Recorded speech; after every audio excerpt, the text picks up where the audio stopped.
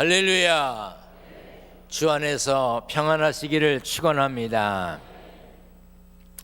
이런저런 말들이 많이 있었고 이런저런 마음에 드는 일도 마음에 들지 않는 일도 많았지만 이제 동계올림픽이 며칠 후에 시작이 될 것입니다. 올림픽에 나가는 선수들만 메달을 따기 위해서 훈련하고 경기에 참여하는 게 아니죠. 우리도 하나님이 주실 의의 면류관을 위해서 믿음의 주여 또 온전케 하시는 이인 예수를 바라보면서 인내로서 우리 앞에 당한 경주를 경주해야 합니다. 우리도 하나님의 영광을 위해 천국을 대표해서 뛰는 대표 선수입니다. 그렇기 때문에 세상에 살면서 빛되고 소금되게 살아야 하는 것이죠. 여러분, 믿음의 또 천국의 대표 선수라는 마음을 가지시고 열심히 신앙생활 하시기를 주님의 이름으로 부탁드립니다. 우리 성경을 높이 들고 우리의 믿음을 고백합니다. 높이 듭니다. 저는 예수 믿어 구원받았습니다. 저는 예수 믿어 하나님 자녀 되었습니다. 저는 예수 믿어 천국 백성 되었습니다. 하나님께서 선물로 주신 오늘 하나님 말씀으로 가르침을 받습니다. 눈을 열어 주의 법 안에 있는 놀라운 진리를 보고 깨닫게 하소서. 아멘으로 순종하여 하나님께 영광 돌리는 삶 되게 하소서. 아멘. 그런 삶이 되시기를 축원합니다. 아무리 조심하고 피하려고 해도 세상에는 절대적인 안전지대가 없습니다. 또 완벽하게 자신의 모습을 지키려고 해도 세상이 우리를 가만히 두지를 않습니다. 불안과 두려움, 염려는 그래서 우리 곁에 늘 있습니다. 태연한 척 살아가도 사실 그 사람들에게 두려움과 염려 그런 것들은 다 있지요. 저도 지금 여러분들이 보시기에는 말짱해 보일 겁니다. 그렇죠? 근데 금요일 저녁부터 음식도 거의 먹지도 못하고 아주 힘들게 지냈습니다. 오늘 아침에 만약 내가 1부 예배 설교를 하다가 못하면 2부부터는 누구를 시켜야 되겠다. 그런데 또 강단의 선이 또 말짱하네요.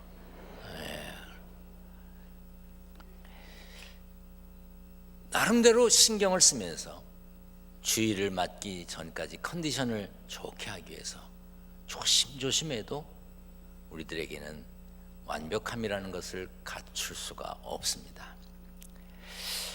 그런데 이렇게 완벽하지 못하고 불안과 두려움이 우리 주변에 있다 보니 두려움에 사로잡혀 사는 사람들도 간혹 있습니다.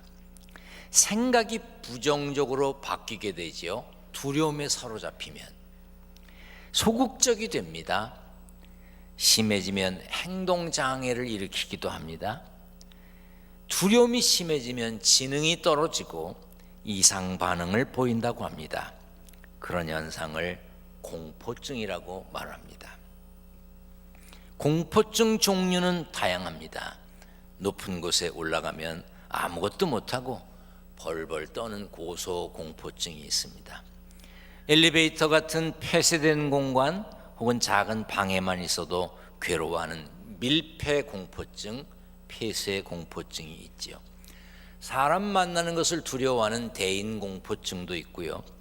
아예 씻는 것, 손 씻는 것도 싫어하는 목욕공포증도 있다고 그래요. 아내나 남편 혹은 다른 사람이 음식물에 독극물을 넣었을지도 모른다는 생각에 불안에 떠는 독살공포증도 있고 잠자러 가는 것 자체를 두려워하는 취침공포증도 있다고 합니다. 입천장에 끈적끈적하게 달라붙는 땅콩버터를 무서워하는 미국 사람들 중에 이런 사람 많아요. 땅콩버터를 무서워하는 사람들. 그런 사람들은 땅콩버터 공포증이라고 합니다. 그런가 하면 자신의 오른쪽에 있는 물건이나 어떤 것이 자신을 해할지도 모른다고 해서 오른쪽을 두려워하는 우측 공포증도 있고요. 반대로 말하면 좌측 공포증도 있겠지요. 여러분은 어떤 것을 두려워하고 살고 계십니까? 사무엘상 17장에는 엘라 골짜기에서 있었던 전쟁이 기록되어 있습니다. 이스라엘과 블레셋은 오랜 시간 서로 원수처럼 지냈습니다. 그런데 이번 전쟁은 좀 특별했습니다. 왜냐하면 골리앗이라고 하는 거인 때문입니다. 그는 소리를 질러댔습니다. 오늘 내가 이스라엘 군대를 이렇게 조롱하는데 나와 싸워서 전쟁을 한번 해볼, 싸움을 한번 해볼 그런 놈이 하나도 없단 말이냐? 그리고 소리를 지릅니다. 그러자 사울과 온 이스라엘 사람들이 블레셋의 그 거인의 소리를 듣고 크게 두려워합니다. 당시 사울이 이끌던 이스라엘 군대는 나름 강한 군대였습니다. 출애굽할 때 아말렉을 물리쳤었고 전에도 블레셋과의 전투에서 이긴 적이 있습니다. 그러나 골리앗 앞에서 골리앗이 소리 지르는 그 소리를 듣고 무서워 떨기만 했습니다. 골리앗은 무려 40일 동안 이스라엘 군대 앞에서 소리 질렀습니다. 그 소리에 압도당한 것이지요. 11절에 보면 그들은 골리앗의 말을 듣고 두려워했습니다. 여러분들은 무슨 소리를 들으십니까? 어떤 소리를 듣느냐가 굉장히 중요합니다. 여러분은 하나님의 말씀에 귀를 기울이고 하나님의 음성을 듣고 사는 삶이 되시기를 축원합니다. 세상 소리에 귀를 기울이면 우리는 두려워할 수밖에 없습니다. 하나님께서는 우리에게 이렇게 말씀하십니다. 두려워하지 말라, 내가 너와 함께함이라. 놀라지 말라, 나는 네 하나님이 됨이라. 내가 너를 굳세게 하리라. 참으로 너를 도와주리라. 참으로 나의 의로운 오른손으로 너를 붙들리라 했습니다.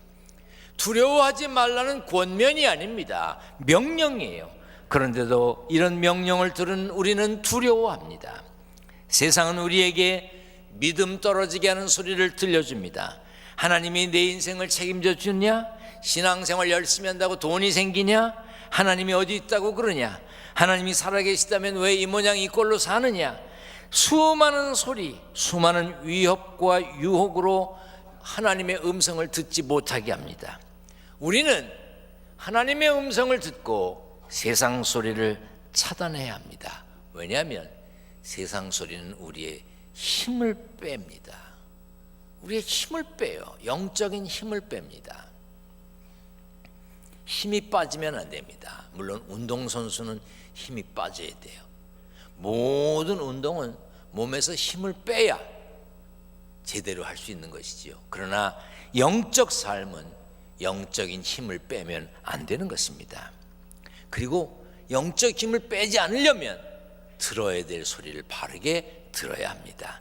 예수님은 양은 그의 음성을 듣나니 양들이 그의 음성을 아는 거로 따라오되 타인의 음성을 알지 못하는 거로 타인을 따르지 아니하고 도리어 도망하느니라 했습니다.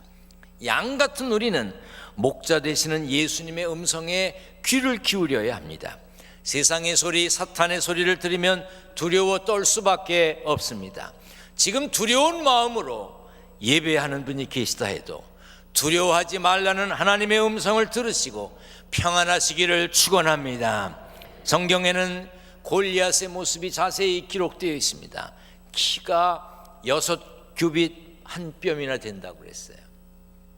한 규빗은 보통 40에서부터 45cm 사이를 말하는데, 그렇다면 작아도 아무리 작게 봐도 2m 50이 넘고 아무리 커도 2m 90, 2m 50에서 90 정도 되는 키예요.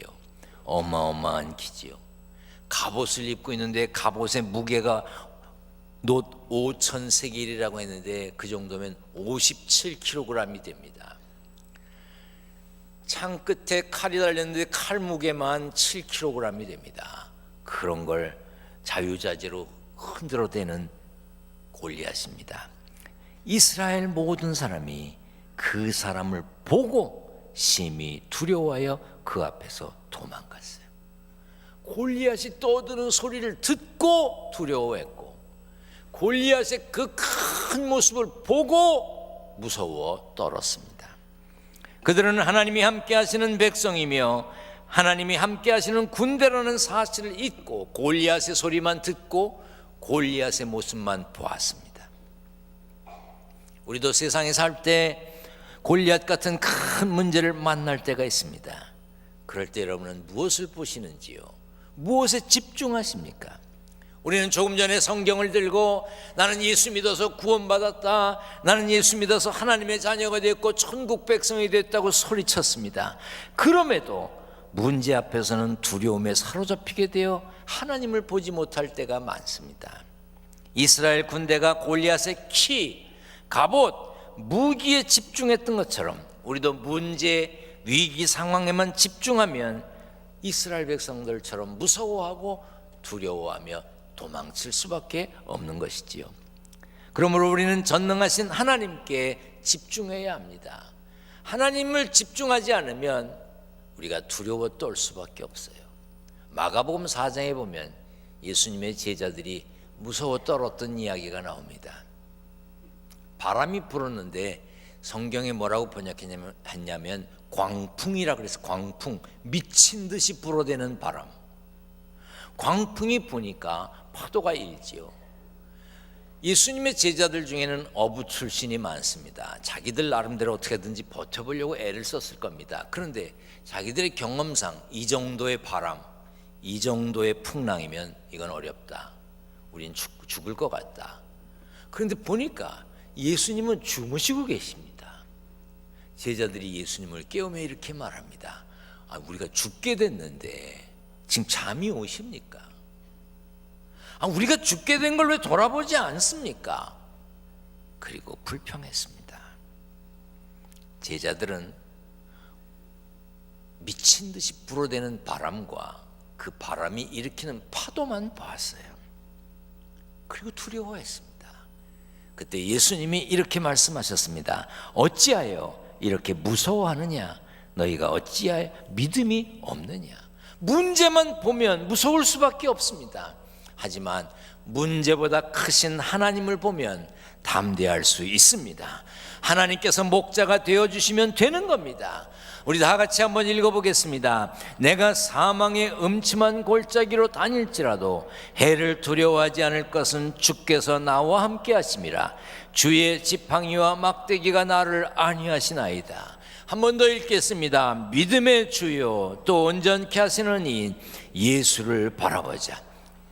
들을 소리를 바르게 듣고 볼 것을 바르게 보는 사람은 두려움이 없습니다. 그런데 들을 소리는 안 듣고 안 봐도 되는 건 보니까 두려워하는 거예요. 우리가 염려하고 근심스러운 일이 있지만 하나님이 감당하지 못할 시험은 허락하시지 않았습니다. 우리 다 같이 한번 읽어보겠습니다. 오직 하나님은 미쁘사 너희가 감당하지 못할 시험 당함을 허락하지 아니하시고 시험 당할 즈음에 또한 피할 길을 내사 너희로 능히 감당하게 하시느니라. 아멘. 내가 하나님을 사랑하고 하나님이 나를 사랑하신다면, 내가 하나님을 정말 하나님으로 믿고 하나님이 나를 도와주신다면 우리가 담대할 수 있는 것이지요. 한 10여 년 전에 이런 이야기가 아주 유행이었어요. 어떤 아이가 밤길을 가다가 귀신을 만났답니다. 얼마나 무서운지 몸이 돌처럼 굳었습니다. 그런데 생각나는 게 믿음은 들음에서 난다고 교회에서 선생님이 가르쳐준 게 생각났어요. 귀신을 만나거든 무섭거든 찬송을 불러라, 노래를 불러라, 그러면 귀신이 물러갈 것이다 하는 소리를 들었어요. 아이가 무서운 가운데도 손을 들고 당신은 사랑받기 위해 태어난 사람, 노래를 부르기 시작했습니다. 그런데 그 아이의 노래를 듣던 귀신이 눈물을 흘리면서 감동을 해가지고 손을 내밀면서 감사해요, 깨닫지 못했었는데 내가 얼마나 소중한 존재라는 걸, 그러면서 울더래. 나는 이거 어떤 선생님이 만들어낸 얘기라고 생각해요. 그러나 무슨 이야기입니까? 귀신도 사랑받는다니까 좋아서 감격해서 울었다는 거 아니에요.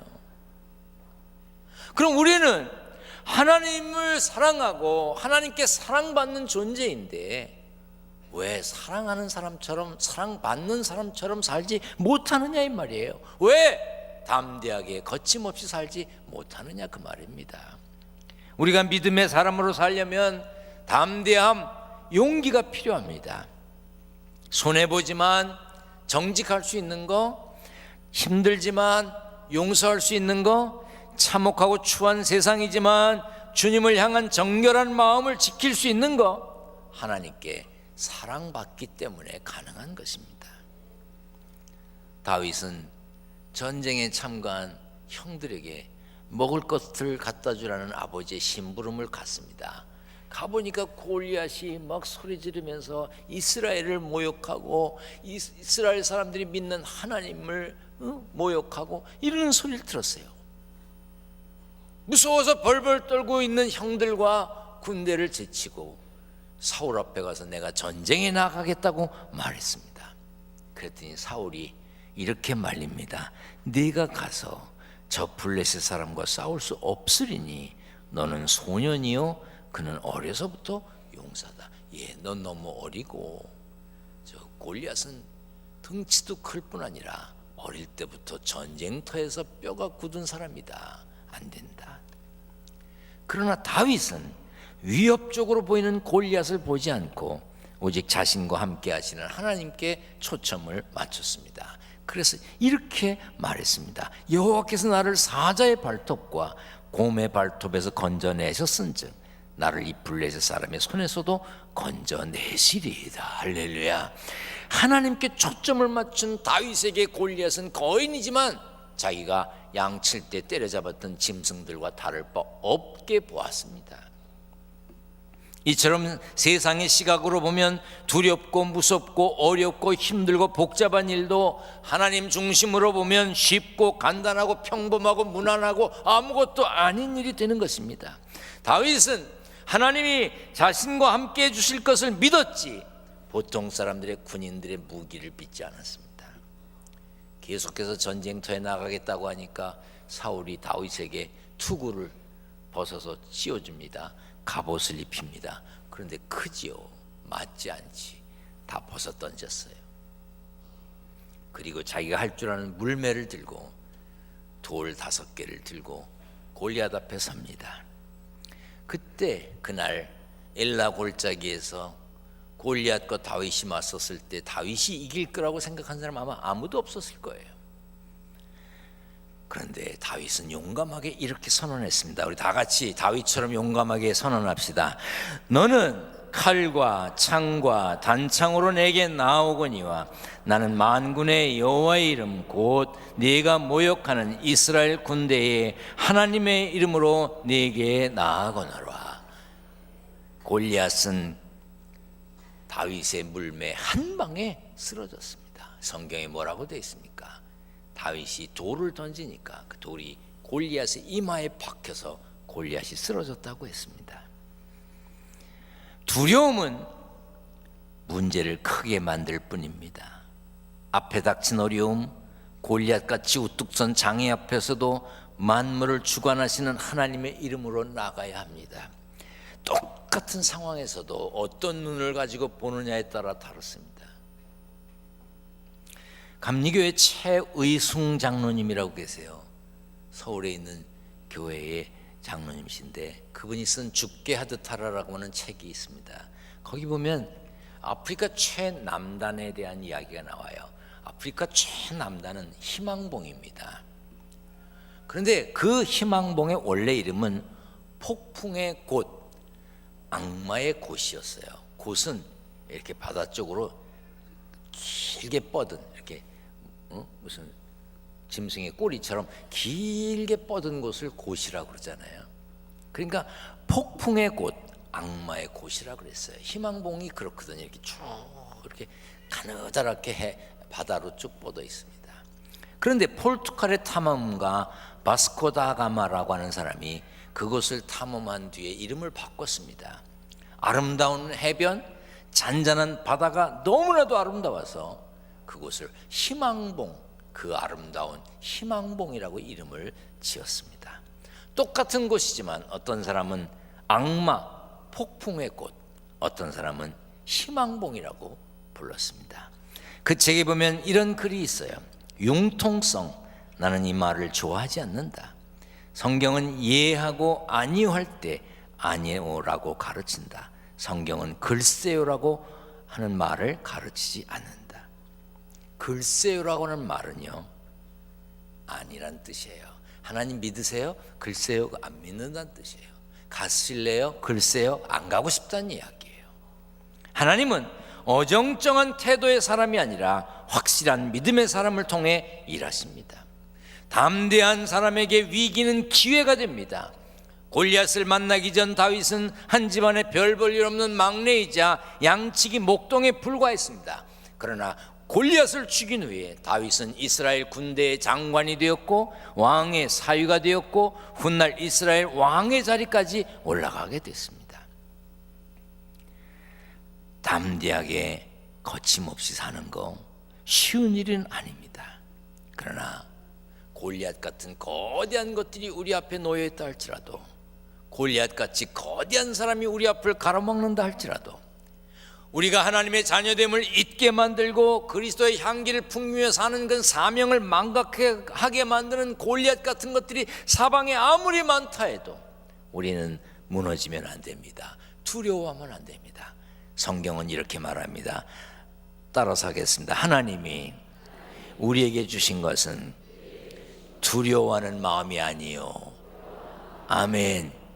시편 118편에 여호와는 내 편이시라 내가 두려워하지 아니하리니. 여호와는 내 편이시라. 우리가 살면서 하나님 내 편이시라고 말할 수 있어야 됩니다. 여러분의 가정에도 골리앗이 있습니다. 부부 사이에도, 일터에도, 배움의 과정에도, 신앙생활에도 골리앗 같은 것들이 있어요. 우리 앞을 가로막는 거, 우리를 조롱하는 거, 우리가 믿는 신앙을, 우리가 믿는 하나님을 우습게 여기는 것 있습니다. 두려워 떨게 하고, 도망치고 싶게 하고, 포기하고 싶게 하고, 일어설 마음까지 눌러버리고 희망까지 뺏어가는 골리앗 같은 것들이 소리 지릅니다. 안 된다고. 보입니다. 안 될 것 같이 보입니다. 그러나 영적 시선이 하나님께 있으면 능히 이길 수 있습니다. 이제 다윗처럼 하나님이 내 편이시니 난 두려움이 없다는 마음을 가져야 합니다. 그런데 하나의 전제 조건이 있습니다. 내가 하나님 내 편이시라고 할 만한 당당함이 있느냐 이 말이에요. 정말 하나님이 여러분의 편이실 만큼 여러분들이 신앙생활을 바르게 하셨습니까? 그분과의 관계를 바르게 하셨습니까? 예배드림이 최선을 다하는 것입니까? 그분을 자주 만나십니까? 하나님 나 여기 갑니다. 하나님 저기 갑니다. 연락 자주 하십니까? 기도하십니까? 여러분들의 드리는 예물이 정성이 가득해서 하나님이 감동하십니까? 정말 하나님의 마음에 드는 삶입니까? 하나님이 내 편이시라고 할 때 하나님도 그럼 나 내 편이지 이렇게 말하실 것 같으냐 이 말이에요. 오늘 아침에 새벽에 와서 제 책상에 보니까 청첩장이 하나 와서 있어요. 좀 누군지 모르겠더라고요. 그럼 누굴까? 신랑 측, 신부 측 다 봐도 모르겠어요. 한참 만에 생각났습니다. 아, 그분이구나. 근데 그 다음에 무슨 생각이 들었는지 아세요? 이 사람이 왜 나한테 청첩장을 보냈지? 나하고 무슨 관계가 있는 게 아니에요. 나한테 청첩장을 보낼 이유가 없어요.